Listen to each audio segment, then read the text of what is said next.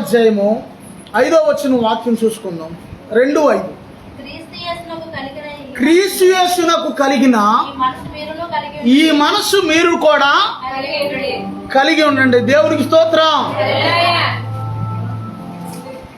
క్రీస్తు యేసునకు కలిగిన ఈ మనస్సు మీరు కూడా కలిగి ఉండండి. ఏ మనసు? ఒక్క నిమిషం అమ్మ, మనసు గురించే మనం అభిప్రాయం. ఏ మనసు? యేసు ప్రభువారిది ఎట్లాంటి మనసు? యేసయ్యది. ఆయన అంటాడు ఒక చోటన, నేను పరిశుద్ధుడిని కనుక మీరు కూడా పరిశుద్ధులుగా ఉండండి అంటాడు. మరి ఎక్కడ చూసుకుంటే ఆయన మనస్సు కలిగి ఉండాలంట. దేవునికి స్తోత్రం.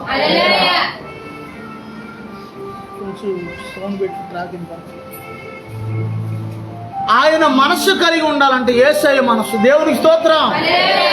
ఎట్లాంటిదయ్యా యేసు ప్రభు యొక్క మనసు అంటే, ఆదికాండము 37వ అధ్యాయము 26వ వచనం చదువుకుంటే, ఆదికాండము 37వ అధ్యాయము 26వ వచనం, యేసు ప్రభు మనస్సు ఎలా ఉంటుంది అనే దాని గురించి జ్ఞానిస్తున్నాం.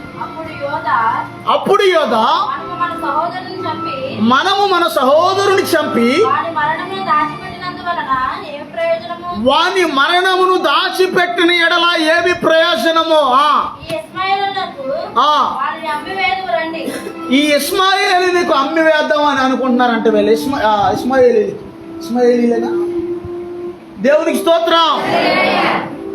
ఇక్కడ యాకోబుకి 12 మంది సంతానం ఉన్నారు. 11 మంది కుమారులు, 1 కుమార్తె. అందరు నేను చూడండి. దేవునికి స్తోత్రం. 11 మంది కుమారులు, 1 కుమార్తె. ఈ యోసేపు చిన్నప్పటి నుంచి కూడా యోసేపు మీద ప్రత్యేకమైన దేవుని కృప, దేవుని ఏర్పాటు ఉంది. దేవునికి స్తోత్రం. యోసేపుకి అన్నయ్యలు ఉన్నారు, యోసేపుకి తమ్ముడు కూడా. దేవునికి స్తోత్రం. అయితే ఈ యోసేపు బాల్యకాలం నుంచి ఆయన కలలు వస్తే వెళ్ళి అన్నయ్యకి చెప్తుండేవాడు, అన్నలకు చెప్తుండేవాడు, తండ్రికి చెప్పేవాడు. చెప్తే వాళ్ళు ఏం చేశారంటే పగబట్టారు అతని మీద. అతనికి ఒక పేరు కూడా పెట్టేశారు. ఏం పేరంటే కలలు కానివాడు. ఎవరైనా వచ్చి మీరు ఏదైనా చెప్పారనుకోండి, అలాగా అని చెప్పి దానికి వివరణ చెప్పాలి. కానీ ఏం చేయాలంటే మిమ్మల్ని మీ మీద అసూయ పడకూడదు. ఒకవేళ ఎవరైనా ఏదైనా చెప్పినా సరే అసూయ పడకూడదు. ఓసారి సహోదరుడు, అయ్యా మన చర్చిలో పెద్ద రెక్కల చాపుకిని ఒక రెక్కలతో కప్పేసినట్టుగా ఏదో కనబడుతుంది మన సంఘాన్ని అన్నాడు. మంచిదయ్యా, దేవుని రెక్కలయ్యి ఆయన తన రెక్కలతో నిన్ను కప్పును. దేవునికి స్తోత్రం. ఈ యోసేపు మీద సొంత అన్నదమ్ములే పగబట్టారు. యోసేపు మీద అర్థమవుతుందా? పగబట్టి ఏం చేశారు అంటే, తండ్రి ఒక రోజున ఏమన్నాడంటే, ఈ క్యారేజీ తీసుకెళ్ళి అన్నలకి ఇచ్చేసారా అన్నారు. 10 మంది తినాలంటే ఎంత క్యారేజీ కావాలయ్యా? అందుకే గొర్రెల కాపర్లు మీరు చూస్తే కావుడి మీద తీసుకెళ్తారు భోజనాలు. అటు కొండలు ఇటు కొండలు కావుడేసుకుని అంత భోజనం పట్టికి అన్నలకు భోజనం తీసుకెళ్తే వాళ్ళు ఏం చేశారంటే, వినపడతలు అసలు ట్రాక్, వాళ్ళు ఏం చేశారంటే ఆ సమయంలో, రే కలలుగానే వాడు వస్తున్నాడు రా, వాడిని తీసుకెళ్ళి గోతులో పడేద్దాం రా అన్నారు. ముందు తల దెబ్బ కొట్టారు. ఎరా కళ్ళు వస్తున్నాయా నీకు దర్శనాలు కనపడుతున్నాయా నీకు? అలాగా ఇలాగా అని తల దెబ్బ కొట్టి నెత్తి మీద చెమ్మ మీద తీసుకెళ్ళి, అది గొయ్య ఇప్పటికి కూడా ఇజ్రాయెల్ దేశంలో ఉంది. ఆ గొయ్య ఎలా ఉంటుంది అంటే, 1 లీటర్ గొయ్య ఎలా ఉంటుందో సన్నగా అలా ఉంది లోపలికి. ఆ గోతులో నీళ్లు లేని గొయ్య కాబట్టి ఈయన బ్రతికాడు. నీళ్లు లేని గోతులో పడేశారు వీళ్ళందరూ. అంటే ఏంటి వీళ్ళ ఉద్దేశం? అన్నదమ్ముల ఉద్దేశం, వీడు ఎండిపోయి ఈ గొయ్యి ఎలా ఎండిపోయిందో అలా వాడు అందులో ఎండి ఇక్కడ ఉన్నారా ఎండిపోయి చచ్చిపోతాడు అనేది వాళ్ళ ఆలోచన. పడేసేసినప్పుడు చూడండి, దేవుని ప్రణాళిక, దేవుని ఏర్పాటు ఆ యొక్క యోసేపు మీద ఉంది కాబట్టి వెంటనే దేవుని ఆత్మ యోధాలోనికి వచ్చింది, తన అన్నలోనికి. దేవునికి స్తోత్రం. తన యోధాలోనికి వచ్చి ఏమంటున్నాడంటే, సహోదరులారా, వాడు ఎంతైనా మన తమ్ముడు రాడు, వాడు మన రక్త సంబంధిరా, వాడి గోతులో పడేసి ఆడు చంపితే మనకేం ప్రయోజనం రా? పోనీ ఆడు చేసిన పనికి ఇదిగో పని చేద్దాం, ఆ ఇస్మాయిలీలు వ్యాపారస్తులు వెళ్తున్నారు ఆ రోడ్డు మీద, వాళ్ళకి అమ్మేద్దాం మన తమ్ముడిని, కనీసం బయటికి తీసి వాళ్ళకి అమ్మేద్దాం అన్నాడు యోధ. యేసు ప్రభు వారు అదే గోత్రంలో జన్మించాడు, యోధా గోత్రంలో. అందుకే ప్రకటన 5:5 ఏమనుందంటే యోధా గోత్రపు సింహము జయం పొందాడు అని ఉంది. దేవునికి స్తోత్రం. అందరు చెప్తుంది దేవునికి స్తోత్రం, దేవునికి స్తోత్రం. యోధా గోత్రపు కొదమ సింహమైన యేసు ప్రభువారు. ఈ యోధాకి ఎలా వచ్చిందయ్యా మనస్సు అంటే యోధ దేవుని మనస్సు కలిగి ఉన్నాడు. ఆమేనానండి. ఇందులో మర్మం ఏంటో చెప్పనా? రోడ్డు మీద అక్కడ ఎక్కడన్నా ఎవరన్నా పడిపోయారు అనుకోండి, మనకెందుకులే ఆడు సావు వాడు చెప్తాడని వెళ్ళకూడదు. నువ్వు వింటున్నారా? ఎవరన్నా పడి రక్తం మడుగులో కొట్టుకులాడుతున్నారు అనుకోండి, మనకెందుకులే వాళ్ళ చావు వాళ్ళే చెప్తారు అని వెళ్ళకూడదు. నువ్వు అలా దాటి వెళ్ళిపోకూడదు, చూసి చూడనట్టుగా. సాధ్యమైతే ఒక అడిగి లేవదీసి ఒక అడిగి వాళ్ళకి హెల్ప్ చేయాలి. దేవునికి స్తోత్రం, దేవునికి స్తోత్రం. మామూలు ట్రాక్ పెట్టండి, అది పెట్టండి. దేవునికి స్తోత్రం. ఇటువరకు ఒకప్పుడు యాక్సిడెంట్లు అయినాయి అనుకోండి, రోడ్డు మీద రక్తం మడుగులో యాక్సిడెంట్ కొట్టుకులాడుతున్నాడు అనుకోండి ఒక వ్యక్తి, ఎవ్వరు వెళ్ళేవాళ్ళు కదా దగ్గరికి, హాస్పిటల్ కూడా తీసుకెళ్ళేవాళ్ళు కదా. ఎందుకు? హాస్పిటల్కి వెళ్ళాలంటే ఆ వ్యక్తిని ఏం చేయాలంటే పోలీస్ స్టేషన్కి వెళ్ళి ఈ వ్యక్తి కంప్లైంట్ ఇవ్వాలి. ఎలా ఒకవేళ నువ్వే గుద్దేసి తీసుకొచ్చావేమో వెళ్ళి అని అంటారేమో అని ఎవరో కూడా పట్టించుకోకుండా రోడ్డు మీద రక్తం మడుగులో ఉన్న ప్రజలందరినీ కూడా వదిలేసి వెళ్ళిపోతుండేవాళ్ళు.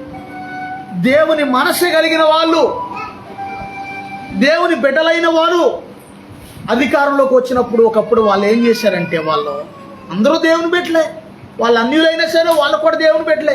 ఆమేనానండి. ఆయన ఏం చేశారంటే, రాజశేఖర రెడ్డి గారు ముఖ్యమంత్రిగా ఉన్నప్పుడు మత్తయి సువార్త 10వ అధ్యాయం 8వ వచనంలో యేసయ్య అంటాడు, నా ద్వారా మీరు ఉచితంగా పొందుకున్నారు నా శిష్యులారా, వెళ్ళి ఉచితంగా ప్రజలకు సేవ చేయండి అన్నాడు యేసయ్య. ఆ మాట ఆయన హృదయాన్ని తాకింది. ఆ మాట ఎలాగైనా పేద ప్రజల కోసం నేను ఏదైనా బలమైంది చేయాలి అని ఆలోచించి సుమారుగా 1000 కోట్ల రూపాయలు ఖర్చు పెట్టి 108 అంబులెన్స్ రెడీ చేశాడు. అంటే ఎవరికైనా యాక్సిడెంట్ అయితే 108 కొడితే జమ్మని అంబులెన్స్, ఇక ఏ కేసు ఏ గొడవ అది చెక్ చేశాడు ఆయన. దేవునికి స్తోత్రం. మరి అన్యుల్లో కూడా దేవుని మనసు పనిచేస్తుంది అని ఒక నిబంధన. మొన్న ఈ మధ్యన ఒక మంత్రి, టీడీపీ పార్టీలో ఒక మంత్రి, ఒక ఆయన చర్చిలు ఎన్ని చర్చిలకైతే పర్మిషన్ లేదో అవన్నీ లెక్కేయండి, అవన్నీ క్లోజ్ చేద్దామని జీవో అమలు చేశాడు.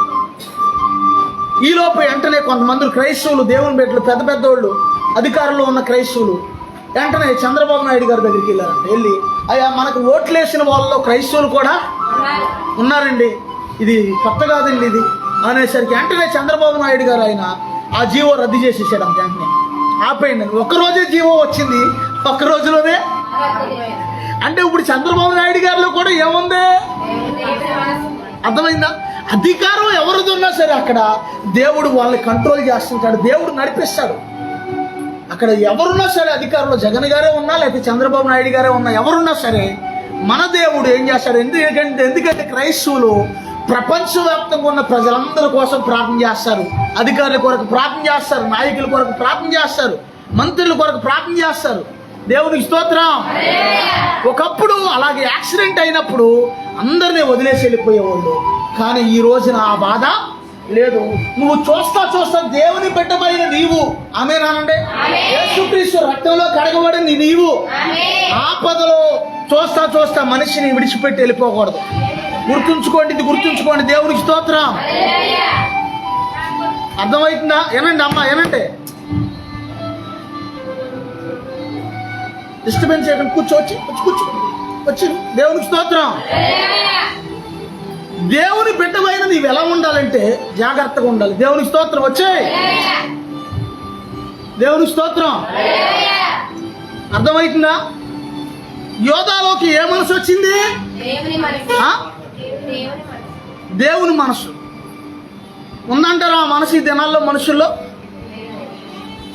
వీడికి అడ్రస్ చెప్తే నాకేం వస్తుంది, ఈడు ఎనమాలు వెళ్తే నాకేం వస్తుంది, పాస్టర్ గారు ఎనమాలు వెళ్తే నాకేం వస్తుంది, ఊరకు నీళ్ళు వల అటు ఇటు వల్లాగితే 4 రూపాయలు 400 లేరు అలాంటి వాళ్ళు. యేసు ప్రభు ఎనమాలు వెళ్తే నాకేం వస్తాయి, వెళ్ళి ఆ రాత్రి అంతా వల్లాక్కుంటే చేపలో అనుకున్నాడు పేతురు. రాత్రంతా వల్లాగాడు, కానీ కానీ యేసు ప్రభుతో ఉన్నప్పుడు మాత్రమే ఫలితం కనపడింది. దేవునికి స్తోత్రం. హల్లెలూయా. దేవుని మనస్సు నీకు రావాలి. ఆమేనండి. భక్తురాలైన మదర్ తెరీసా గారు ఒక వ్యక్తి దేశం వచ్చి మన దేశం కలకత్తా మురికివాడల్లోకి వెళ్ళి పేద ప్రజలకి సేవ చేసి వ్యాధిగ్రస్తులకి కట్లు కట్టి కక్కుతున్న వాళ్ళ చేతులతో పట్టుకుని అనేక మందికి సేవ చేసింది ఆమె. దేవునికి స్తోత్రం. ఏం లాభం ఆశించింది ఆమె? డబ్బుల కోసం వచ్చింది ఇండియా. ఆమెకి భారత రత్న అవార్డు ఇచ్చారు. మన దేశంలోనే అత్యున్నతమైన అవార్డు అది. దేవునికి స్తోత్రం. దేవునికి స్తోత్రం. ఒక వ్యక్తి దగ్గరికి వెళ్ళి, ధనవంతుడి దగ్గరికి, అయ్యా నేను ఒక అనాథాశ్రమాన్ని నడుపుతున్నాను, అందులో చాలా మంది పేదవాళ్ళు ఉన్నారు, చాలా మంది అనారోగ్యంతో ఉన్నారు, వ్యాధిగ్రస్తులు ఉన్నారు, అందరూ ఉన్నారు, అయ్యా నాకు ఏదైనా కొంచెం హెల్ప్ చేయండి బాబు అని అడిగిందంటే వెళ్ళి ఆ యొక్క మదర్ తెరీసా గారు తల్లి అడిగితే ఆ యొక్క ధనికుడు తువ్వు అని మూసాడు. అదే ప్లేస్లో నువ్వు ఉంటే ఏం చేస్తావు? ఆ ఉమ్మాడు ముఖాన్ని రాసి వెళ్ళిపోతావు. నిజం చెప్పి నేనున్నా అంటే ఆ ఉమ్మాడు ముఖాన్ని రాసి ఆమె ఇలా ఉందంట, ఈ ఉమ్ము నాకు అయ్యా మరి వాళ్ళకి ఏదైనా ఇయ్యండి అయ్యా అని ఇలా ఇంకో చేశారు. దేవునికి స్తోత్రం. ఆడు హృదయం బద్దలైపోయి ఆ కోటీశ్వరుడికి ఒక చెక్ ఇచ్చేశాడు అంత, రాసుకో ఎంత కాలుతాం. దేవునికి స్తోత్రం. ఎక్కడి నుంచి వచ్చింది ఆవిడికి మనసు? అమ్మా ఇక్కడే ఉన్నారా?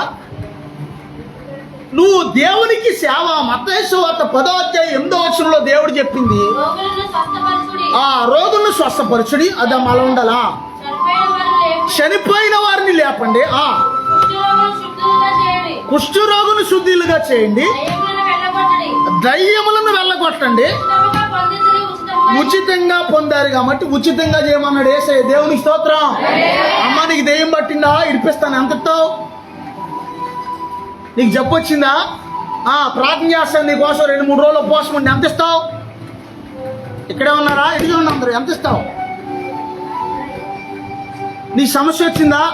మీ ఊరు వస్తాను, ఏలూరు వస్తాను, మీ ఇంటికి వస్తాను, ప్రార్థన చేస్తాను, ఎంత ఇస్తావు? అనకూడదు. దేవునికి స్తోత్రం. అలా అనకూడదు. అందుకే మొన్న లెంట్ డేస్లో మనం చెప్పుకున్న వాక్యం, నా తండ్రి ఇల్లు, అమ్మా బయటికి చెప్పండి అమ్మా, నా తండ్రి ఇల్లు దొంగల గుహగా చేశారు అని యేసు ప్రభు వారు కొరడా పట్టుకున్నాడు. అక్కడ వాళ్ళందరినీ ఎల్లగొట్టాడు. ఏరా ఇది నా తండ్రి ఇల్లురా, ప్రార్థనా మందిరురా, ఇది కమర్షియల్గా చేసేసారేంట్రా, మీరు వ్యాపారం చేసేసారేంట్రా?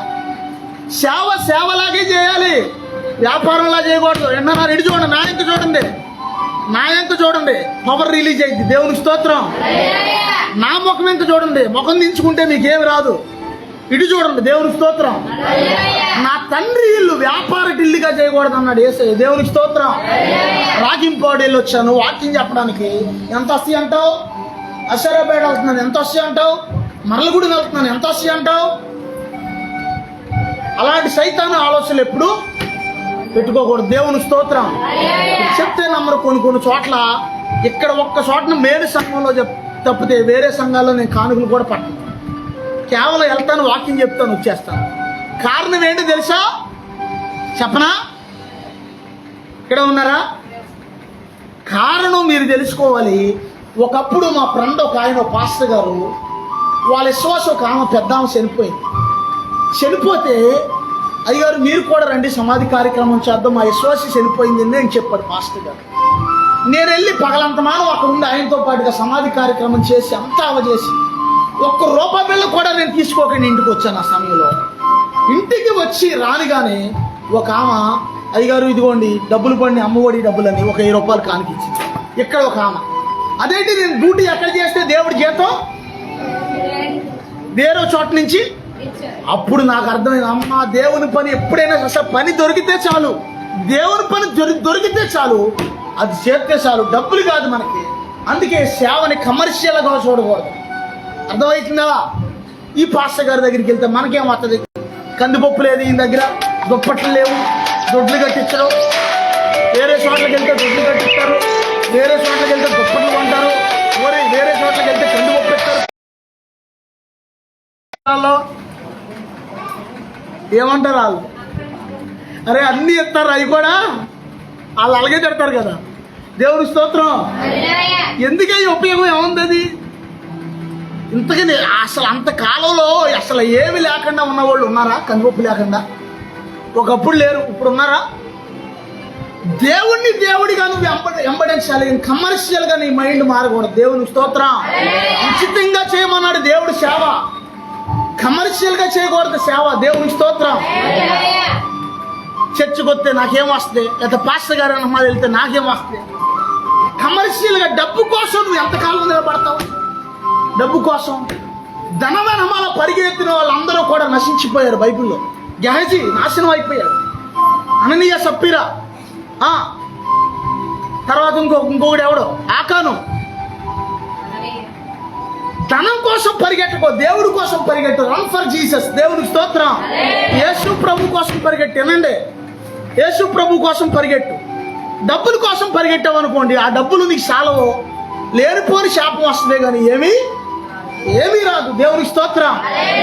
దేవుని సన్నిధిలో ఎప్పుడు కూడా దేవుని కొరకు చూడాలి. కానీ ఇందాక కూడా నేను సహోదరులతో మాట చెప్పాను, నేను ప్రభు ఎనమాలు పరిగెడుతున్నాను. ఈ రోజున సమస్య నా ఎనమాలు పరిగెట్టుకు వస్తున్నాయి. దేవునికి స్తోత్రం. ఒకరు వచ్చేయమంటారు, ఒరే బాబు మా ఇల్లు కొనరా, మా అన్నీ స్థలం మా స్థలం కొను, మా ఇల్లు స్థలం ఉంది, పెద్ద స్థలం, తక్కువ రేటుకి ఇస్తాను, నీకు కాబట్టి 30,000 తగ్గించేస్తాను, స్థలం కొను అని మా సహోదరుడు. ఇంకో సహోదరుడు వచ్చి మా బావ మాకు అలాగా మా ఇల్లు కొన్నాను. ఇంకొకళ్ళు నేను ఎలా కనపడుతున్నా, వాళ్ళకి ఎలా కనపడుతున్నా,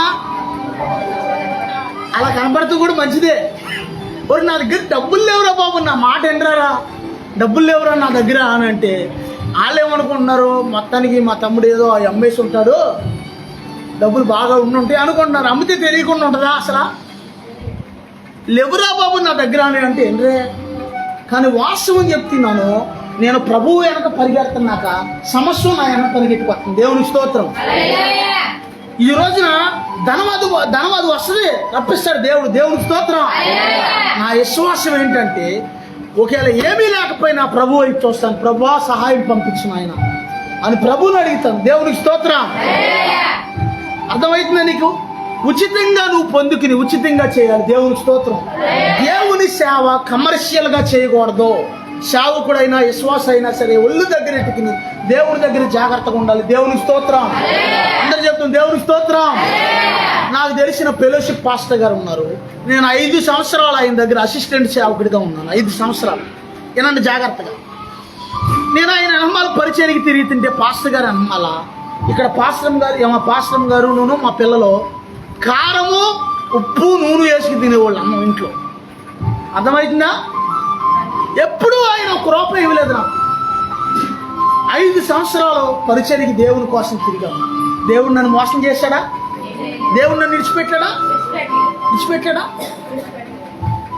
తర్వాత నన్ను దేవుడు సంపూర్ణంగా సేవలోకి పిలుచుకున్నాక వేరే ఇంకా కొంతమంది శిష్యులు వచ్చారు ఆయన దగ్గరికి.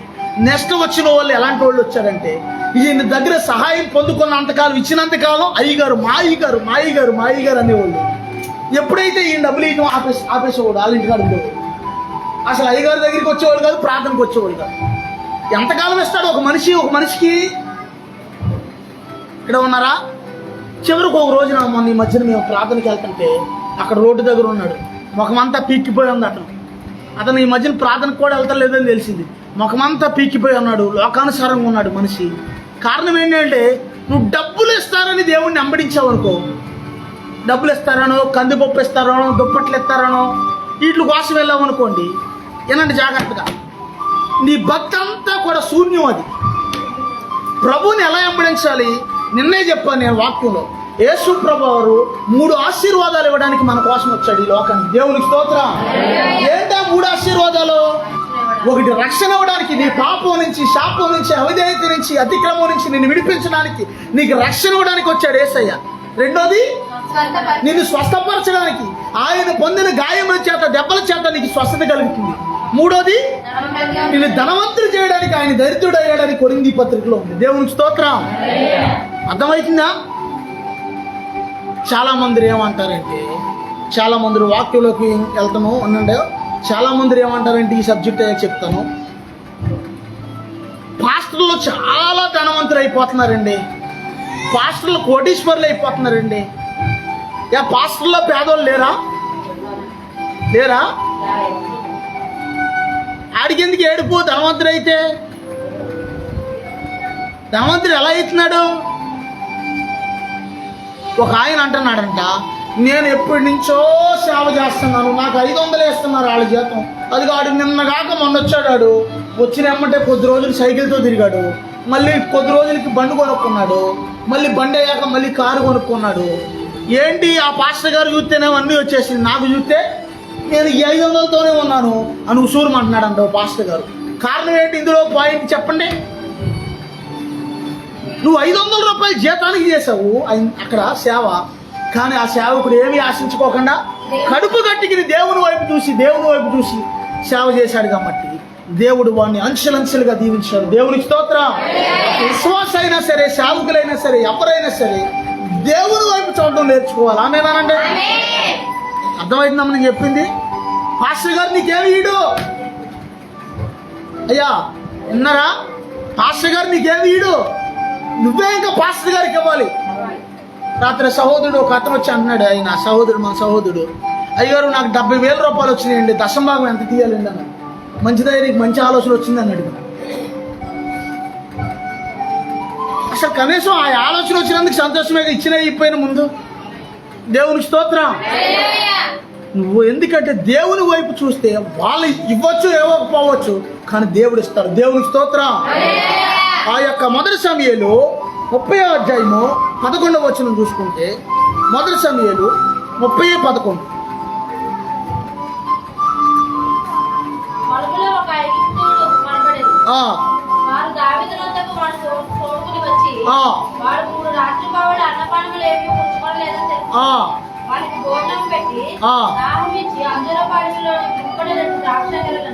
ఇక్కడ చూసుకుంటే చాలు దావీదు తన జనులందరూ కూడా, సైనికులందరూ కూడా ఆ మార్గం గుండా వాళ్ళ భార్యలు, పిల్లలు, వాళ్ళ సంపద, ఈ శత్రువులు దోసుకెళ్ళిపోయి ఎక్కడున్నారా అని ఎత్తుక్కుంటే వెళ్తుంటే దారిలో ఒక ఐగుప్తీయుడు కనపడ్డాడంట ఈ దావీదుకి. దేవునికి స్తోత్రం. వాడు ఎలా ఉన్నాడయ్యా అంటే, మీరు ఇంటికి వెళ్ళాక చదువుకుంటే కాయలాగా పడ్డాడంటాడు. కాయ ఎలా పడద్దయ్యా? కింద పడద్దు కదా, అలా పడున్నాడు. ఏంటి పరిస్థితి అని దావీదు దగ్గర తీసుకొస్తే వాడు 3 రోజులు బట్టి తినలేదంటాడు. అన్నపానాలు లేకుండా వాడు అనారోగ్యంతో ఉన్నాడు అంటాడు. వెంటనే దావీదు ఏం చేశాడయ్యా అంటే, ముందు ఆహారం పెట్టించాడు అంటాడు, పానం ఇప్పించాడు, తర్వాత ద్రాక్ష గెల్లు ఇప్పించిన తర్వాత, అయ్యా నువ్వెవరు, ఇది ఏ ఊరు, ఏ ప్రాంతం అంటే, అప్పుడు ఏమంటున్నాడు వీడు, అయ్యా 3 రోజుల క్రితం మీ ప్రజలందరినీ మా వాళ్ళు దోసుకెళ్ళిపోయారు కదా, ఆళ్ళ తాలూకాలోనే నేను ఒకనయ్యా. శత్రువు దొరికితే ఏం చేస్తాం మనం? చంపేస్తాం. అక్కడ అలా నిజంగా అలా దోసుకెళ్ళిపోయిన వాళ్ళు దొరికితే చంపేస్తారు ఎవరైనా, అవునా? ఆ కాలం వేరు కదా. శత్రువులు వచ్చి భార్యల్ని, పిల్లల్ని, సంపదాన్ని దోసుకెళ్ళిపోయారు. వాళ్ళ తాలూకు ఒకడు దొరికాడు. కానీ ఆహారం పెట్టి ఏమంటున్నాడంటే, అయ్యా నన్ను ఏం చేయొద్దయ్యా, నా యజమానుడు నాకు అనారోగ్యం ఉందని ఆడు వదిలేశాడు. నన్ను వదిలేసి వెళ్ళిపోయాడు. ఈ పేషెంట్ని మనం ఎక్కడ మోసుకెళ్తాం అని వదిలేస్తే కానీ ఎవరు సహాయం చేశాడు? ఎవరు? దేవుని బిడ్డ అయినటువంటి దావీదు సహాయం చేశాడు. అంతే. అందులో దావీదులో ఏముంది? దేవుని మనస్సు ఉంది. దేవునికి స్తోత్రం. మొన్నే ఒక మాట చెప్పుకున్న, మందిరంలో ఏముంటది?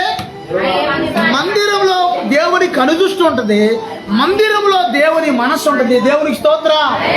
మందిరంలో దేవుని మనస్సు ఉంటుంది. ఆమేనండి. దేవునికి స్తోత్రం. ఆ తర్వాత ఇక్కడ ఏం చేశాడంటే, ఆహారం పెట్టి పంపించాడు. అది యేసు ప్రభువులో ఉన్న మనసు. కనీసం అడుక్కునే వాళ్ళు వస్తే కనీసం అన్నం పెట్టమను. ఆడు ఎత్తుక్కుంటా మన ఇంటికి వచ్చినా సరే, లేదు బాబు అన్నం అవ్వలేదు, ఇంకా వెళ్ళు పక్కింటికి వెళ్ళు అమ్మ అంటమా? పక్కింటికి వెళ్ళి చేయి ఖాళీ లేదు. నీ అదృష్టం బాగుండి ఆడు నీ దగ్గరికి వస్తున్నాడు, నువ్వు వెళ్ళకోకుండా. దేవుడు నీ కృప చూపిస్తున్నాడు కాబట్టి నువ్వేం చేస్తున్నావు? తిండి ఎక్కువై నా దగ్గరికి ఖాళీ లేదు, పక్క వాళ్ళకి వెళ్ళు, వాళ్ళు పుణ్యం కట్టుకుంటారు, నేను మాత్రం ఎప్పుడు ఇలాగే ఉంటాను, నేను నా దేవుడి దగ్గర ఏముండదు, వెళ్ళినప్పుడు కూడా ఏమీ లేకుండా అంటే మన చేతులారా మనకు వచ్చిన ఆశీర్వాదాన్ని మనమే ఒక్కోసారి ఏం చేస్తామంటే కోల్పోతాం. పేదలకు సహాయం చేయాలి. ఆమేనండి. పేదలకు కనికరించేవాడు, యెహోవాకు అప్పిచ్చేవాడు అని దేవుని వాక్యం సెలవిస్తుంది. దేవునికి స్తోత్రం. ఈ దావీదు శత్రువుకి ఆహారం పెట్టాడు. ఎలాంటోడో చూడండి దావీదు. దేవునికి స్తోత్రం. మొన్న కూడా చెప్పాను నేను, ఒక 45 సుమారుగా 47 సంవత్సరాల క్రితం ఈ ప్రాంతంలో, ఈ ఊర్లో పేదోళ్ళు ప్రజలందరూ తిండిలేక అల్లాడిపోతుంటే, ప్రజలు కేలా చనిపోతారేమో కరువుతో, ఈ కరువుతో తిండిలేకని ఆ కేసనపల్లి వాళ్ళు ఈ రోడ్డు దాటితే అటేపే కేసనపల్లి రోడ్డు అంటారు, ఊరియా కట్టలు ముందు కట్టలు అమ్ముతారు ఆ రోడ్డు. వాళ్ళు జావ గాయించి పంచాయతీ ఆఫీస్ కాడికి ప్రజలను పిలిపించి దండోర వేయించి డప్పు పిలిపించి జావ పోసేవాళ్ళు అంట జనాలు. ఇప్పటికీ వాళ్ళకి ఇంగిల్లాగా ఉన్నారు వాళ్ళు. ఇప్పటికీ అర్థమవుతుందా? వాళ్ళకి ప్రభు తెలియదు, వాళ్ళ అన్నిలే విగ్రహారాధికులే. కానీ ఎంతో కొంత ఒక దయ కలిగిన మనసు, జాలి కలిగిన మనసు ఉంది. ఎంతో కొంత అయ్యో వీళ్ళు కూడా మనుషులే కదా, వీళ్ళు తినలేదు, తిండి తిప్పలేవు, ఈ కరువుతో చచ్చిపోతారేమో, మనం కోటీశ్వర్లం కదా, పోలే ఏదో ఒకటి తిండి పెట్టలేకపోయినా కనీసం ఏదన్నా జావ కాసి వాళ్ళకి పోతే ఆ జావ తాగుతారని మా నాన్నగారు చెప్పేవాడు నాకు. నేను ఈ ఊరు వచ్చిన స్టార్టింగ్లో జావ కాసి పోసేవాళ్ళు రా, వాళ్ళు ప్రజలందరినీ పిలిపించి, ఉన్నదే తక్కువ మంది, ఎంత జనాభా లేరు అప్పుడు, ఆ తక్కువ మంది ప్రజలను కూడా జావ కాసి పోసేవాళ్ళు అంటే పిలిపించి. దేవునికి స్తోత్రం. ఏమీ లేనప్పుడు ఏమంటారు ఎవరైనా సరే ఇంట్లో? అయ్యా ఏమంటారు? ఏమీ లేనప్పుడు కలో గంజం, కనీసం గంజి దాగైనా బతుకుంటే బలిసాగిలు తినైనా అంటారా? కానీ దావీదులో ఎట్లాంటి మనసు ఉందో చూడండి. దావీదులో దేవుని మనసు ఉంది. దేవునికి స్తోత్రం. చెప్తుంది దేవునికి స్తోత్రం. దీన్ని బట్టి నువ్వేం అర్థం చేసుకోవాలంటే, పేదలకు నువ్వు చేయి చాపాలి. ఆమేనండి. మా విన్నారా? ఏనండి జాగ్రత్త. తర్వాత పేదలకు నువ్వు చేయి చాపాలి. శుభ్రంగా ఎగాదగా తినేసేసి కొళ్ళబెట్టేసి ఏదైనా పళ్ళు ఉంటే లేకపోతే ఏదైనా ఆహారం ఉంటే నిల్వ ఉండిపోయిన తర్వాత అప్పుడు ఇవ్వకూడదు ఎదరోళ్ళకి. అంటే నీకు పని చేయని ఆహారం ఎదరోళ్ళకి ఎలా పని చేస్తే? అసలు బుర్ర పని చేస్తుందా? నువ్వు తింటేనేమో నీకు వైరస్ వస్తే జబ్బు వస్తే ఆ పళ్ళు, అవి ఎదరోళ్ళు తింటేనేమో వాళ్ళకి ఆరోగ్యమా? లేరు అలాంటి వాళ్ళు. అక్కడక్కడ పళ్ళన్నీ మురగబెట్టి ఫ్రిడ్జ్లో వాళ్ళు తినరు, ఎదరోళ్ళకి పెడతారు. ఎప్పుడు పెడతారు? అవి పాడైపోయిన తర్వాత మనకు ఉపయోగం లేదు అనుకున్నాక వాళ్ళకి పెడతారు. అప్పుడేముంటుంది ఉపయోగం? అర్థమవుతుందా? దావీదులో ఇంకో రెండోటి ఏంటంటే, రెండో విషయం 24వ వచనం చదవండి ఒకసారి. 24వ వచనం.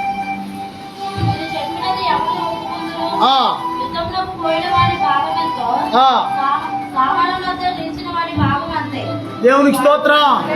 మొత్తానికి వీళ్ళందరూ కూడా నది దాటి వెళ్ళారు. వీళ్ళందరూ వెళ్ళి వాళ్ళ భార్యల్ని, పిల్లల్ని, బంగారాన్ని, వెండి వస్తువుల్ని, పశువులన్నీ తీసుకొచ్చేసారు. ఒక 200 మంది సుమారుగా నది దాటలేకపోయారు, ఈతలేకపోయారు, నది దాటలేకపోయారు. అందరినీ తీసుకొచ్చాక కొంతమంది ఏమంటున్నారంటే, అయ్యా దావీదా నాయనా, అయ్యా వాళ్ళకి వాళ్ళ భార్య పిల్లలు మాత్రం అప్పచెప్పేయండి. ఆ 200 మంది నదిగా ఆగిపోయారు వాళ్ళకి. కానీ మనం సంపాదించింది దోసుకొచ్చింది బట్టి వాళ్ళకేది ఇవ్వద్దు అని అంటున్నారు వాళ్ళు. అప్పుడు దావీదు ఏమన్నాడు తెలుసా? యుద్ధంలోకి వెళ్ళిన వాడిది ఎంతో, యుద్ధం దగ్గర సామానం కాడ కాపలా కాసిన వాడిది కూడా అంతే కదా అన్నాడు. దేవునికి స్తోత్రం. అది సమానంగా పంచాడంట దావీదు. దేవునికి స్తోత్రం. అసలు ఈ లోకంలో కన్న తల్లిదండ్రుల్లోనే సమాన ప్రేమ ఉండదు. అక్కడక్కడ మీరు చూసారో లేదో? ఉండదా? కన్న తల్లిదండ్రుల్లోనే అక్కడక్కడ పిల్లల్ని ఒక పిల్లల్ని ఒక రకంగా చూస్తుంటుంది. అమ్మ ఏమంటే కన్న తల్లి కూడా తన బిడ్డలను తేడాగా చూస్తుంది. మీరు గమనిస్తే ఏంటి నవ్వుతారేంటి? ఉండరా? కన్న తల్లి కూడా తన బిడ్డలు మీరు సరిగా కనిపెడితే ఎక్కడన్నా ఒక బిడ్డను ఒకలాగా, ఒక బిడ్డను ఒకలాగా చూసేవాళ్ళు ఉన్నారు. కన్న తల్లి నేను చెప్పేది, కన్న తండ్రులు కూడా లేరా? కానీ దావీదు అందరూ సమానమని చూశాడు. అది యేసు ప్రభు మనసు. అది దేవునికి స్తోత్రం. ఈ రోజున అనేక మంది ముస్లిమ్స్లో పాస్టర్లు ఉన్నారు, హిందువుల్లో పాస్టర్లు ఉన్నారు. హిందువుల్లో పాస్టర్లు అయిన వాళ్ళు నేను కూడా ఒకటి. దేవునికి స్తోత్రం. తర్వాత ఆ యొక్క అనేక మంది ఎందుకు ఇలా ప్రభువుని వెంబడిస్తున్నారంటే, ప్రభు చూపించిన సమానత్వం. ఆమేనానండి. ప్రభు ప్రపంచానికి చూపించిన ప్రేమ, యేసు ప్రభువులో ఉన్న ప్రేమ ఎవరిలో లేదు. దేవునికి స్తోత్రం. అందుకే ఈ రోజున ప్రపంచంలో ప్రజలు తండోపతండలుగా, గుంపులుగా దేవుని వైపు తిరిగిపోతున్నారు. అందరూ ప్రభు వైపు తిరిగి ప్రభువు నమ్ముకోవడానికి కారణం ఏంటంటే, ఎక్కడా లేనిది ప్రభువులో మాత్రమే ఉన్నది. దేవునికి స్తోత్రం. హల్లెలూయా. దేవునికి స్తోత్రం.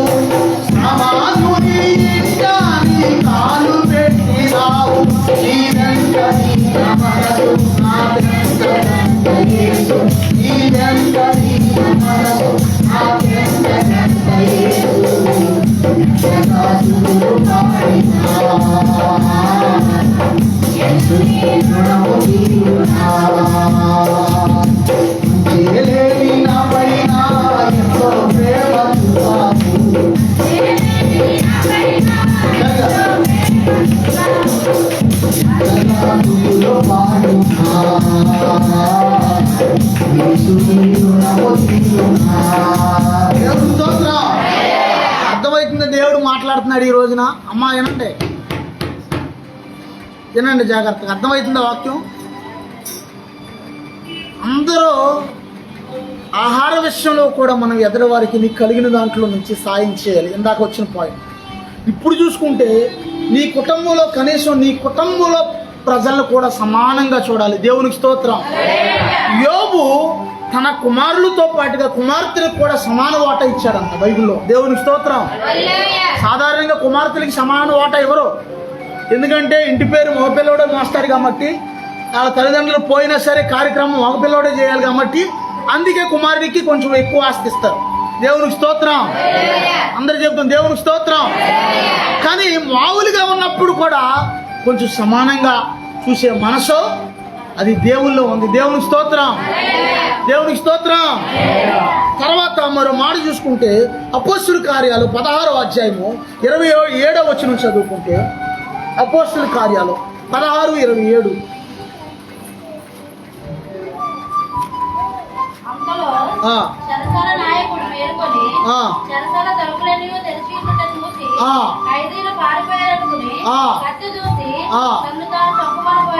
ఇక్కడ చూసుకుంటే అపోస్తుడైన పౌలు గారు సేవ చేస్తున్న దినాల్లో జాగ్రత్తగా ఆయన్ని దేవుని వాక్యం ప్రకటించాడు అని చెప్పి బెత్తాలతో కొట్టి పౌలు గారిని శీలని ఇద్దరిని కూడా బెత్తాలతో కొట్టి వాళ్ళు తీసుకెళ్లి జైల్లో పడేశారంట. చెరసాల్లో పడేస్తే వీళ్ళు ఏం చేశారు? అర్ధరాత్రి కాల సమయంలో, అర్ధరాత్రి అంటే టైం ఎంతయ్యా? కట్టపోయింది. ఆయన చూడండి ఎంత బాగా చెప్పాడు. దేవుని స్తోత్రం. 12 గంటల సమయంలో వాళ్ళు లేచి ఏం చేశారంటే పాటలు పాడుతా ఉన్నారంట, ప్రార్థన చేస్తా ఉన్నారంట అర్ధరాత్రులు. దేవుని స్తోత్రం. కనీసం మనం పగల ప్రార్థన పెడితేనే మనకి కాలు కదలదు. ఎవరైనా దుప్పట్లు పంచుతున్నారంటే ఇంట్లో పడుకున్న వాళ్ళకి కూడా మెరుగు వస్తుంది, నిద్రపోయే వాళ్ళకి కూడా. ఎవరైనా వచ్చి ఏమైనా పంచుతున్నారు, గిన్నెలు పంచుతున్నారని చెప్పండి. అమ్మ అర్థమవుతుందా? ఒక్క ఎక్కడున్న మారుమూల ఉన్న వాళ్ళు కూడా కదిలి వచ్చేస్తారు. వస్తారా? మన చోటన గిన్నెలు పంచుతున్నారంట ఎవరైనా వెళ్ళి ఒక్కళ్ళు చెప్పారంటే మూల దోకున్న వాళ్ళు కూడా వచ్చేస్తారు. అదే ప్రార్థన అంటే. ఎందుకు రారు ప్రార్థన అంటే చెప్పండి అయ్యా? కట్టపోయింది సహోదరుడు చెప్పాడు. దేవుడు రానిదు. ఊరికో ప్రార్థనకి వెళ్తావా? నీకు అసలే కాళ్ళు నొప్ప, నీకు అసలు ఈ మధ్యన వెనకమాల నడుము నొప్పి వస్తుందా? నీకు అసలే తల నొప్పి వస్తుందా? మరి కోటా బియ్యం ఏమైనా వచ్చినప్పుడు నొప్పి ఏమైంది? అప్పుడు ఏమైంది నొప్పు? ఏంటి అలా ఉన్నారు అంటే? దేవుడికి ఇచ్చే ఆలోచన ఎలా ఉంది? మనం దేవుడికి చేసే ప్రార్థన ఆలోచన అది ఈ లోక సంబంధమైన తిండి వీటి కోసం అయితే ఆలోచన ఎలా ఉంది? కోటా బియ్యం కోసం ఎంత దూరమైనా ఆ వ్యాన్ ఇక్కడ దాటి వెళ్ళిపోయి ఎక్కడో ఉన్నా సరే ఆడి దగ్గరికి వెళ్ళి సచ్చినట్టు వెళ్ళి నుంచి లైన్లో నుంచి ఇచ్చేదాకా చెప్తాం. కానీ దేవుని సన్నిధిలో మాత్రం ఏం చేస్తామంటే మనకి ప్రార్థన అంటే అది దెయ్యానికి ముందు దెయ్యానికి భయం వేస్తాయి. నీకు కాదు భయం వేసేది, దెయ్యానికి భయం వేసి అన్నే ముందు నువ్వు ప్రార్థనకి వెళ్దామని అనుకునేసరికి ఆడి అన్నే ముందు వచ్చి నీలో దూరుతాడు. దూరం ఏం చేస్తాడంటే ఊరుకో, అప్పుడు వెళ్ళకో కాళ్ళు నొప్పి వస్తుంది, అప్పుడు వెళ్ళకో చేయి నొప్పి వస్తుంది. అమ్మ ప్రార్థనకి రాలేదమ్మా అంటే, అయ్యగారు మరి చాలా నీరసంగా ఉందండి అయ్యగారు లెగలేకపోయానండి అయ్యగారు, అసలు చాలా ఇబ్బంది అయిపోయిందండి అయ్యగారు. అమ్మ మరి నిన్న ఎక్కడికి వెళ్తున్నావు అమ్మ నిన్న అంటే, అయ్యగారు మరి వేరే ఊర్లో మా వాళ్ళే బంధువులు ఫంక్షన్ ఉందండి అక్కడికి వెళ్తున్నానండి. అదేంటి మరి నీకు నీరసంగా ఉంది, నువ్వు లెగ్గకూడదుగా మంచం మీద నుంచి? అర్థమైందా? అంటే సైతాను మనిషిని ఎంత మోసం చేస్తున్నాడో చూడండి. మనం దేవుడి సన్నిధికి వెళ్తే మనం దీవించబడిపోతాం ఖచ్చితంగా. అది 100% వాస్తవం. అది ఎందుకంటే దేవుని సన్నిధిలో దేవుని మనసు ఉంది, దేవునికి అందిస్తుంది. దేవునికి స్తోత్రం. ఈ విషయం వాడికి తెలిసి ఆడు ఏం చేస్తాడంటే శతవిధాల ప్రయత్నాలు చేస్తాడు రానికుండా. వచ్చావా నువ్వు గెలిచినట్టే, ఆమేనండి. దేవునికి స్తోత్రం. రాలేదా వాడి గెలిచినట్టు, ఎవరో సైతాన్ని గెలిచినట్టు. దేవునికి స్తోత్రం. హల్లెలూయా. అపోస్తుడైన పౌలు గారు అర్ధరాత్రి కాల సమయంలో లేచి ఏం చేశారంట? అర్ధరాత్రి లేచి ఆయన ఏం చేశాడంటే ప్రార్థన చేశాడంట. ఆయన ఒకసారి చదవమ్మా మాట, చదవ. మధ్యరాత్రి వేళ పౌలు శీలలో దేవునికి ప్రార్థించుచు కీర్తనలు పాడుచుండిరి. వీళ్ళంట ప్రార్థన చేస్తుంటే పాటలు పాడుతుంటే ఎవరు వింటున్నారంట? పక్కనున్న తోటి ఖైదీలందరూ వింటున్నారంట. దేవునికి స్తోత్రం, దేవునికి స్తోత్రం. జైల్లో ఉన్నప్పుడు జాగ్రత్తగానండి, ఆ జైలు అనుభవం మనకు కూడా ఉంది కాబట్టి చెప్తున్న చిన్న మాట. సాయంకాలం అయ్యేసరికల్లా కొంతమంది కుర్రోళ్ళు వచ్చి, అన్నయ్య మీరు రండి అన్నయ్య, వాక్యం చెప్పండి అన్నయ్య అని పిలుచుకుంటూ, అరే బాబు నాకు వాక్యం రాదు, ఏమి రాదు బాబు, నేను వచ్చింది వాక్యం రాదు, ఏదో ఒకటి చెప్పండి అన్నయ్య మీరు అని బలవంతంగా పిలుచుకుంటూ. నాకు దేవుని ఏర్పాటు నా మీద ఉందని నాకు తెలియదు అప్పుడు. దేవుని స్తోత్రం. తర్వాత అన్యులు కొంతమంది, విగ్రహారాధన సంబంధమైన వాళ్ళు, హిందువులు కొంతమంది, బాబు ఈ కుర్రోడు బాబు కొంచెం నువ్వు ఏదో పాట పాడుతున్నావు, ఆ పాట పాడుతుంటే మాకు మళ్ళీ మళ్ళీ పాడు బాబు అనేవాడు. నాకేమో అసలు గొంతుకేమో సరిగా బయటకు వచ్చేది కాదు, పీల గొంతుకు. ఇప్పుడు బాగానే ఉంది. అప్పుడు అలా ఏ పాట, ఎన్ని తెలిసినా ఏది అడిగినా నడిపించినా ఈ పాటలు వాళ్ళకి నచ్చేది. మనకి ఎలాగుండేది, నా పాట అసలు మనం పాట పాడితే కాకి అరిచినట్టు, కాకి కావు కావు అన్నట్టు ఉంటుంది, మనం ఎందుకు ఇలా పాడతాం అని మనం అనుకునేవాళ్ళు. కానీ వాళ్ళకి ఎలా ఉండేది? దేవుని స్తోత్రం, హల్లెలూయా. ఖైదీలు వినుచు విన్నారంట. దేవునికి స్తోత్రం. వీళ్ళు ఎక్కడ చేశారు దేవుని పని? వీళ్ళ పౌలు గారు శీలలో. అమ్మా కనీసం నీ ఇంట్లో ఉండి ఎప్పుడన్నా పల్లవి శరణం పాడావా? ఈ మొఖాల సంతకెళ్ళా. దేవునికి స్తోత్రం. ఎప్పుడన్నా పాడారా? అమ్మ వచ్చా? కనీసం ఒక ప్రార్థన, చిన్న ప్రార్థన, అమ్మో వాళ్ళు వింటారేమో ఏదని అనుకుంటారేమో. ఎవరింటి ఏమైంది? వాళ్ళు కూడా ప్రార్థన నేర్చుకుంటారేంటి? దేవునికి స్తోత్రం. అమ్మ చిన్న ప్రార్థన చేయమ్మా, అమ్మ ఒకసారి ఇటు చూడు, అమ్మాయిని ఇటు చూడమండి, ఇటు చిన్న ప్రార్థన చేయమ్మా, నుంచి ప్రార్థన చేయి, చిన్న ప్రార్థన చేస్తావా? కూర్చో. దేవునికి స్తోత్రం. చిన్న ప్రార్థన చేయమ్మా అన్నాం అనుకో, చేయలేదు. అదే మామూలుగా వెళ్ళి ఆలయాల గురించి కాసేపు కూర్చుని మాట్లాడినమ్మా అన్నాం అనుకో, ఏమని కాదు, ఎవరైనా సరే ప్రార్థన చేయమ్మా, అమ్మ సుగుణమ్మ చిన్న ప్రార్థన చేయమ్మా లేచి అన్నాం అనుకో, అయ్యారు ప్రార్థన రావట్లేదు అంటది. అమ్మ కొంచెంసేపు అక్కడ కూర్చుని ఏదన్నా 4 బూసులు చెప్పమ్మా అంటే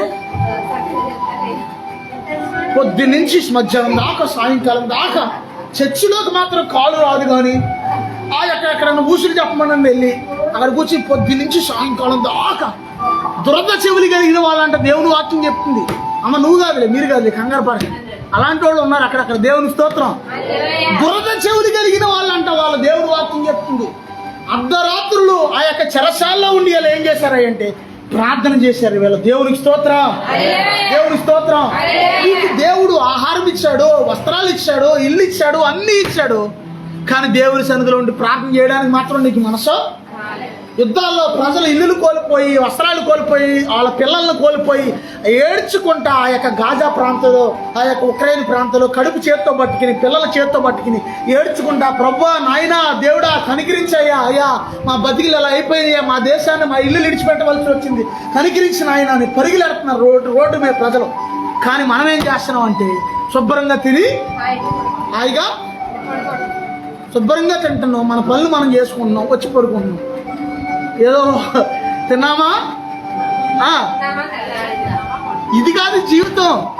మధ్యలో నువ్వు దేవుని కొరకు దేవుని పని చేయాలి. ఆమేనానంటే దేవుని మాట ఇతరులకు చెప్పాలి. ఆమేనానంటే కనీసం అమ్మ చర్చిలో ప్రార్థన జరుగుతుంది, లెంట ప్రార్థనలు పెట్టారు, కనీసం ఇదిగో మనం వెళ్ళి కొంచెంసేపు కూర్చుందాం, ప్రార్థన చేసుకుందాం, మనం కూడా ప్రార్థనలో బలపడదాం, మనం కూడా ప్రార్థన నేర్చుకుందాం. ఎక్కడ వేసిన గొంగలు అక్కడ వేసినట్టు ఉండకూడదు. మనం దేవుని సన్నిధిలో ఉండాలి. దేవుని ప్రజలు వెళ్ళి వాళ్ళందరూ ప్రార్థన చేస్తున్నారు, మనం కూడా ప్రార్థన చేద్దాం అనే మైండ్ నీకు రావాలి. దేవునికి స్తోత్రం. అర్ధరాత్రి సమయంలో వాళ్ళు ప్రార్థన చేశారంట. ప్రార్థన చేయడమే కాకుండా పాటలు పాడారంట. ఏ స్థితిలోనో తెలుసా? వాళ్ళంతా గాయాలు దెబ్బలతో ఉన్నప్పుడు, కాలికి చెక్కలతో బిగిచ్చేసినప్పుడు, సంఖ్యలు వేసినప్పుడు, చెరసాల్లో వాళ్ళు ఏం చేశారంటే దేవుని స్తుతించారు. దేవునికి స్తోత్రం.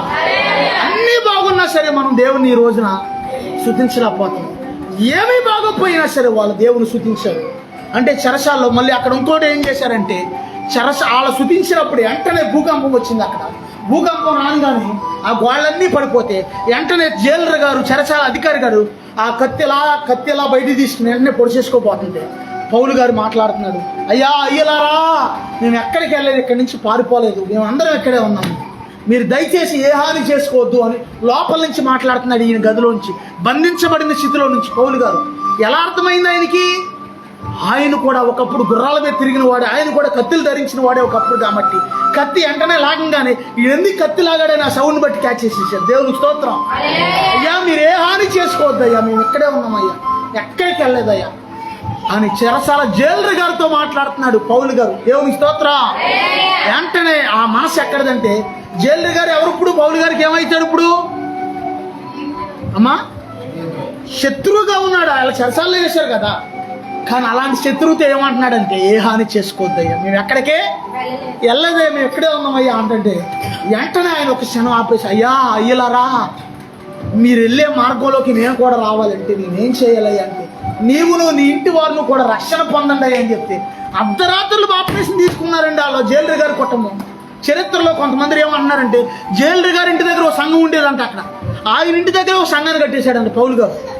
వెంటనే ఆ బేడీలు సంఖ్యలన్నీ తీసేసి, గొలుసులు తీసేసి, ఆ యొక్క గాయాలన్నీ కడిగి కట్లు కట్టి వాళ్ళకి మళ్ళీ, అయ్యా ఇలాంటి వాళ్ళని మేము దండించింది అని భయం తెచ్చుకుని వాళ్ళ దైవజనుడి మాట విని, పౌలు గారు మాట విని వాళ్ళందరూ కూడా అక్కడ పెద్ద సంఘం కట్టబడిందంట అక్కడ. దేవునికి స్తోత్రం. అందరూ చెప్తాం దేవునికి స్తోత్రం. ఇది కేవలం నన్ను అడిగితే నేను చెప్తాను, ఇది యేసు ప్రభువుకి మాత్రమే, యేసు ప్రభువుని కలిగిన వాళ్ళకి మాత్రమే ఈ మనసు ఉంటుంది. ఆమేనండి. యేసయ్యలో ఉన్న మనసు ఎవరికి ఉండదు. అమ్మ నీ ఊరు విడిచిపెట్టి వేరే ఊరు వెళ్ళిపోయి ఉండు అంటే ఉంటావు 10 రోజులు? 10 రోజులుగా వేరే ఊరిగా చర్చిలోకి వచ్చి 10 రోజులు ఎటు కదలకుండా ఉండు. నీకు దమ్ముంటే 10 రోజులు ఇక్కడ ప్రార్థన పెడతాను, ఉపవాస ప్రార్థన, నీకు దమ్ముంటే నువ్వు ఇక్కడ ఉండు. పౌలు గారు వాళ్ళందరూ ఎంత త్యాగం అంటే, వాళ్ళ ఊర్లో వదిలిపెట్టేసి, వాళ్ళ సొంత గృహాలు వదిలిపెట్టేసి దేవుని కోసం ఎలా తిరిగారంటే అనకూడదు కానీ అనేకమైన ప్రాంతాలు. ఇప్పుడు బస్సులు ఉన్నాయి, బళ్ళు ఉన్నాయి. అప్పుడంటే లోయలో 50 కిలోమీటర్లు రాత్రి అంతా 40-50 కిలోమీటర్లు నడిచెళ్ళి వాకింగ్ చెప్పి మళ్ళీ నడుచుకుంటూ వచ్చి వాకింగ్ చెప్పుకోవడంట ఇంకో సంఘం దగ్గర. ఒక్కో చోటనైతే తెల్లవార్లు వాకింగ్ చెప్తానే ఉండేవాడంట పౌలు గారు. ఎందుకు వాళ్ళకి, ఎందుకు ఏంటి ఆ మంట, ఎందుకు వాళ్ళకి? దేవుని మనస్సు. దేవునికి స్తోత్రం. అందరి జీవితం దేవుని స్తోత్రం. నేను ఎంతకాలం బ్రతికుతానో తెలియదు, బ్రతికినంతకాలం త్వరగా నా దేవుని పని చేయాలి, త్వరగా నా దేవుని సంఘాలు కట్టేయాలి అనే ఒక ఆలోచన కలిగి ఉన్నాడు పౌలు గారు. దేవునికి స్తోత్రం. ఆ మంట దేవుని బిడ్డవైన నీలో కూడా ఆ మంట ఉండాలి. ఆమేనండి. దేవునికి స్తోత్రం. చిన్న సందర్భం చెప్పి నేను ముగిచ్చేస్తున్నానేనండి. సుమారుగా ఒక 27 సంవత్సరాల క్రితం ఒక గుంటూరు చిలకలూరుపేటలో ఒక పెళ్లి బస్సుని దొంగలు తగలబెట్టేశారు. పెళ్లి బస్సుని బంగారం అంతా ఒలుచుకుని.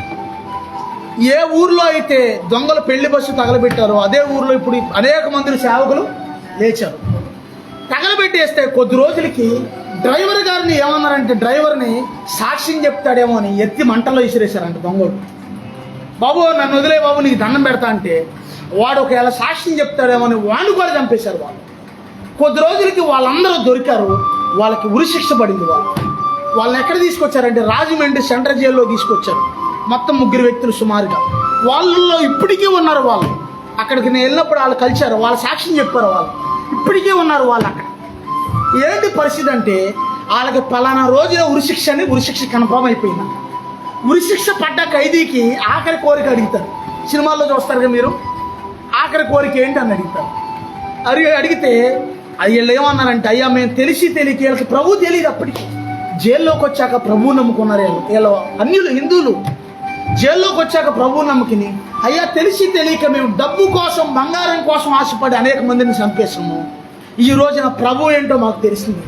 మేము చనిపోతున్నందుకు మాకు బాధ లేదు, కానీ మేము చనిపోతే మా ఆత్మ ప్రభు దగ్గరికి వెళ్ళాలి, మేము బాప్టిజం పొందుకుంటాం. మా ఆఖరి కోరిక ఏంటంటే బాప్టిజం తీసుకుంటాం అయ్యా అని అడిగారంట వాళ్ళు. దేవునికి స్తోత్రం. అప్పుడు ఏం చేశారంటే, ఆఖరి కోరిక తెల్లవారుజామున ఉరేస్తారు. తెల్లవారుజామున ఉరిశిక్ష అనగా అంటే సూర్యుడు ఉదయించక ముందే వీళ్ళ జీవితాలు అస్తమించిపోవాలి, అది లెక్క. మొత్తం ఒక ఆయన వచ్చాడు, గడ్డి బొమ్మ ఒకటి ముందు ట్రైల్ వేస్తారు. గడ్డి బొమ్మను ఉరిదీసి, గడ్డి బొమ్మను పెట్టుకున్నారు, ఉరిదీశారు, ట్రైల్ వేశారు, అన్నీ సెట్ చేసేసారు. కరెక్ట్గా రాత్రి కాల సమయంలో ఓ పాస్టర్ గారిని, సెంట్రల్ జైల్లో ఓ పాస్టర్ గారు వాకింగ్ చెప్తాడు. ఒక ఆయన థామస్ ఆచారి గారు అని ఒక ఆయన ఇప్పటికీ ఉన్నాడు. ఆయన గొప్ప దైవజనుడు. ఆయన కొన్ని వేల మందిని ప్రభువులోకి నడిపించాడు ఆయన. దేవునికి స్తోత్రం. ఆయన పిలిపించి ఆ యొక్క బాప్టిజం ఇప్పించారు అక్కడే ఒక తొట్లో, సెంట్రల్ జైల్లో వాళ్ళ ముగ్గురికి. రాత్రి అంతా సంఘం ప్రార్థన చేస్తున్నారు. ఈ న్యూస్ పేపర్లో పడిందంట, పలానా ఖైదీలకు ఉరిశిక్ష చేశారు, వాళ్ళ ఆఖరి కోరిక బాప్తిస్మం అని అడిగారని పేపర్లో పడిందంట. పలానా రోజు నాలుగు బాప్తిస్మం ఇచ్చి తెల్లవారుజామున ఉరిశిక్ష అని పడిందంట. క్రైస్తవులందరూ, రాష్ట్ర వ్యాప్తంగా ఉన్న క్రైస్తవులందరూ కూడా ప్రార్థన చేస్తున్నారంట. అయ్యా ఉరిశిక్ష ఆపయ్యా, వాళ్ళు మిమ్మల్ని తెలుసుకున్నారు కాబట్టి ఆపునాయన, అయ్యా కనికరించిన ఆయన ప్రభా, సమస్తం నీ చేతిలో ఉంది కదా నాయన, సమస్తం నీదే కదా నాయన అని అందరూ దేవుని బిడ్డలు ప్రార్థన చేస్తుంటే వీళ్ళు బాప్తిస్మం తీసుకున్నారు. తెల్లవారుజామున వీళ్ళకి కొత్త బట్టలు వేశారు. కొత్త బట్టలు వేసి డాక్టర్ గారు వచ్చి అన్ని చెక్ చేశారు, చెకప్ చేశారు. ఆరోగ్యం బాగుంటేనే ఉరేస్తారు, మళ్ళీ ఆరోగ్యం బాగోకపోతే మళ్ళీ అదొకటి ఉంది. మళ్ళీ ఆరోగ్యం అంతా బాగానే ఉంది, కొత్త బట్టలు వేశారు. తీసుకెళ్ళి ఉరికి రెడీ చేసేస్తుంటే అక్కడ జడ్జి గారికి నిద్ర పడతలేదు అంటే, సుప్రీంకోర్టు జడ్జి గారికి. దేవుని స్తోత్రం. ఆయనకి రాత్రి నుంచి టెన్షన్ వచ్చేస్తుందంట. ఆయనకి ఉరి నా చేతిలోనే ఉంది కదా, వీళ్ళకపోని యావజ్జీవ కారాగార శిక్ష విధిస్తే బాగుందును, ఉరి శిక్ష అంటే చనిపోతారు కదా అని ఆయన అవన్నీ ఎతికితుంటే రాజమండ్రి సెంట్రల్ జైలు నెంబర్ దొరకట్లేదంట, ఫోన్ నెంబర్ వాళ్ళకి, జడ్జి గారికి. ఇక ఎలాగానే ఎన్ని ఎతికితుంటే ఒక కమిషనర్ గారి నెంబర్ ఒకటి దొరికితే ఆయనకి ఫోన్ చేసి, అర్జెంటుగా నువ్వు ముందెళ్ళి అక్కడికి వెళ్ళి నేను చెప్పానని చెప్పి ఇది ఆఫ్ చేయి, నేను వెనకమాల ప్యాక్స్ పంపిస్తాను అని చెప్పి జడ్జి గారు వెంటనే అది అప్పటికప్పటికి ఆ ఉరి రద్దు చేసేసారు. వాళ్ళు ఇప్పటికీ బ్రతికే ఉన్నారు, వాళ్ళు ఖైదీలు. దేవుని స్తోత్రం. అర్థమవుతుందా? ఇది కేవలం నేను చెప్తున్నాను, ఇది దేవుల్లోనే మాత్రమే ఉంది, యేసు ప్రభువులో. ఆమేనండి. యేసు ప్రభు మనస్సు అది. అందుకే ఆయన అంటున్నాడు చూడండి, అందుకే ఖైదీలు అనేక మంది భయంకరమైన వ్యక్తులు ఈ రోజున ప్రభువుని తెలుసుకుంటున్నారు, ప్రభు వైపు తిరుగుతున్నారు. దేవునికి స్తోత్రం. ఇక్కడ చూసుకుంటే మత్తయి సువార్త 11వ అధ్యాయం 29వ వచనంలో యేసయ్య ఒక మాట అంటాడు. అక్కడ ఒకసారి చదవండి అమ్మా, ముగించేసుకోండి. మత్తయి 11:29. నేను సాత్వికుడను దేన మనస్సు గలవాడును గనుక మీ మీద నా కాడి ఎత్తుకొని నా యొద్ద నేర్చుకోండి. దేవునికి స్తోత్రం. ఏమంటున్నాడు యేసయ్య? ఏమంటున్నాడు అమ్మా?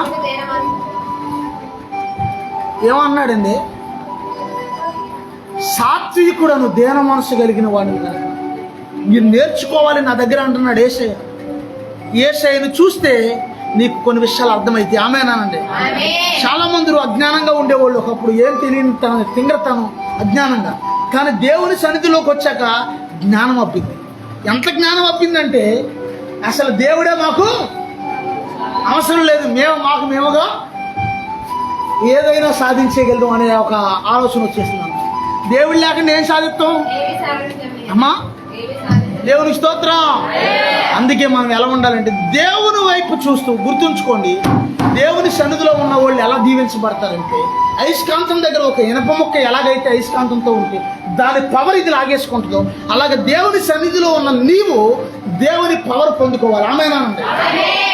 దేవుని సన్నిధిలో ఉన్నప్పుడు దేవుని పరిశుద్ధతే కాకుండా దేవుని మనసు, దేవుని గుణ లక్షణాలు కూడా నీలోకి రావాలి. ఆమేనండి. దేవునికి స్తోత్రం. హల్లెలూయా. అందుకే దేవుని వాక్యం సెలవిస్తుంది, క్రీస్తు యేసునకు కలిగిన మనసు మీరందరూ కలిగి ఉండాలంట. ఆ మనసు ఒకవేళ నీలో ఉంటే నువ్వు ధన్యురాలు అని దేవుని వాక్యం సెలవిస్తుంది. దేవుడి కొద్ది మాటలు దీవించున్నాడు. ప్రార్థన చేసుకున్నాం. ప్రభా నీ మనసు నాకు దయచేయనైనా. అయ్యా నీ మనసు లేని వారిగా ఉన్నావు నాయన. అయ్యా నీ ఆలోచన లేని వారిగా ఉన్నావు నాయన. అయ్యా ఇదిగో నైనా మా స్వప్రయోజనం కోసం నాయన, ఇదిగో మా ఆహారం కోసం, మా వస్తువుల కోసం, మాకు కలిగే సమస్తం కోసం, ఇదిగో ధనము కోసం ఎంత దూరమైన వెళ్తున్నాం కానీ ప్రభా నీ సన్నిధి విలువ మాకు తెలియట్లేదయ్యా. ఇదిగో అర్ధరాత్రి కాల సమయంలో పౌలు గారు చేల్లో ఇదిగో దేవునికి ప్రార్థించారంట. అర్ధరాత్రి కాలమందు వారు దేవుని స్తుతించారు, పాటలు పాడారు. ఇదిగో నువ్వు దేవుని సన్నిధిని విలువ గుర్తుపట్టలేని వ్యక్తిగా ఉన్నావా? అయ్యో ఒక్క క్షణం పరిశీలించుకో. ప్రభా అయ్యా నీ విలువ నాకు తెలియట్లేదయ్యా, నువ్వు పొందిన శ్రమలు నాకు తెలియట్లేదయ్యా. ఇదిగో యోధ అంటున్నాడు, అతడు మన సహోదరుడు, అతడు మన రక్త సంబంధి, అతను మనం ఇదిగో గోతులో వేయకూడదు, బైకి తీద్దాం అంటున్నాడు యోధాకి ఆ మనసు దేవుడిచ్చాడు. ఇదిగో దావీదు శత్రువుకి ఆహారం పెట్టాడు, దావీదుకి ఆ మనసు ఇదిగో దేవుడిచ్చాడు.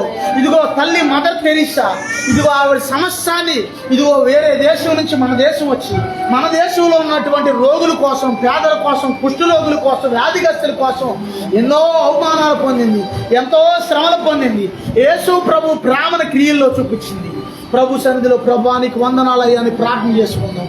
ఇదిగో పౌలు గారిని, ఇదిగో శీలని తీసుకెళ్లి చెరసాలలో వేసి, ఇదిగో గాయాలు పొందించి వారిని చెరసాలలో ఉంచితే, ఇదిగో చెరసాల అధికారిని నాయకుడిని వారు కాపాడారు, వారి కుటుంబానికి రక్షణ ఇచ్చారు. ఇదిగో నీవు ఎలా ఉన్నావు ప్రభు సన్నిధిలో? నీవెవరికి మేలు చేస్తున్నావు? నువ్వెవరికి ఉపయోగకరంగా ఉన్నావు ప్రభు సన్నిధిలో? ప్రభా ఇదిగోనైనా నీ మనస్సు నాకు దయచేయనైనా, అయ్యా నీ మనస్సు నాకు దయచేయనైనా, అయ్యా నీ కోసం ప్రయాసపడడం నాకు నేర్పించయ్యా. కేవలం ఇదిగో నీ స్వార్థం కోసం నువ్వు బ్రతికితే నీకు ఏ ఉపయోగం లేదు. కేవలం ఒక స్వార్థపరుడిగా నీ కోసము నీ కుటుంబం కోసం నువ్వు బతికితే నీకు ఏ ఉపయోగం లేదు. నువ్వు దేవుని కోసం బ్రతకడం నేర్చుకో. దేవుడు నిన్ను దీవిస్తాడు, నీ కుటుంబాన్ని దీవిస్తాడు, నీ పిల్లల్ని దీవిస్తాడు, తరతరాలని కూడా దీవిస్తాడు. ప్రభా నీకు వందనాలయ్యా, ప్రభా నీకు స్తోత్రాలయ్యా. అయ్యా నీ కొరకు బ్రతకడం నాకు నేర్పించిన ఆయన, ప్రభా నీ మనసు నాకు దయచేయనైనా అని ప్రార్థన చేసుకున్నాను.